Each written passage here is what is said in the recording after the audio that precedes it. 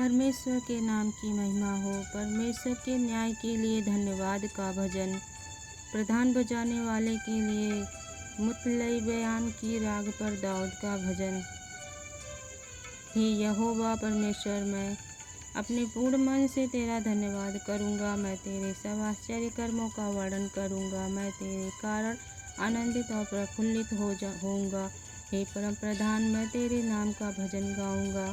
जब मेरे शत्रु पीछे हटते हैं तो वे तेरे सामने ठोकर खाकर नष्ट होते हैं, क्योंकि तूने मेरा न्याय और मुकदमा चुकाया है। तूने सिंहासन पर विराजमान होकर धर्म से न्याय किया। तूने जाति जाति को छुड़का और दुष्ट को नष्ट किया।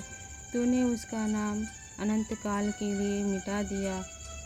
शत्रु जो है वे मर गए, वे अनंत काल के लिए उजड़ गए हैं। और जिन नगरों को तूने ढा दिया उनका नाम निशान भी मिट गया है। परंतु यहोवा सदैव सिंहासन पर विराजमान है। उसने अपना सिंहासन न्याय के लिए सिद्ध किया है और वह आप ही जगत का न्याय धर्म से करेगा। वह देश देश के लोगों का मुकदमा खराई से निपटाएगा। यहोवा पिसे हुओं के लिए ऊंचा गढ़ ठहरेगा। वह संकट के समय के लिए भी ऊंचा गढ़ ठहरेगा। तेरे नाम के जानने वाले तुझ पर भरोसा रखेंगे, क्योंकि हे यहोवा तूने अपने खोजियों को त्याग नहीं दिया। यहोवा जो सिय्योन में विराजमान है उसका भजन गाओ।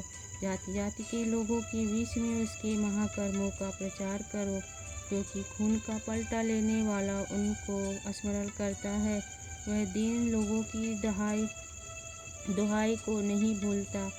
हे यहोवा मुझ पर अनुग्रह कर, तू जो मुझे मृत्यु के फाटकों के पास से उठाता है।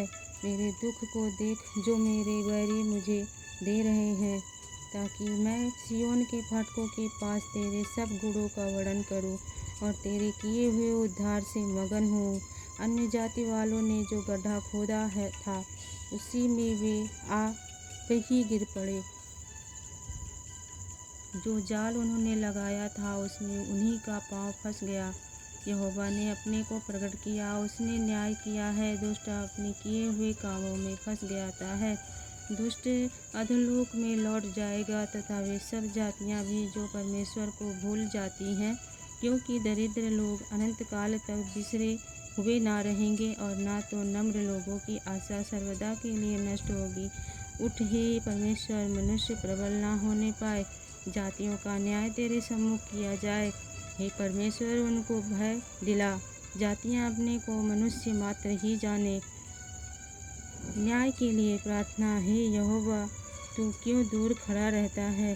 संकट के समय में क्यों छिपा रहता है?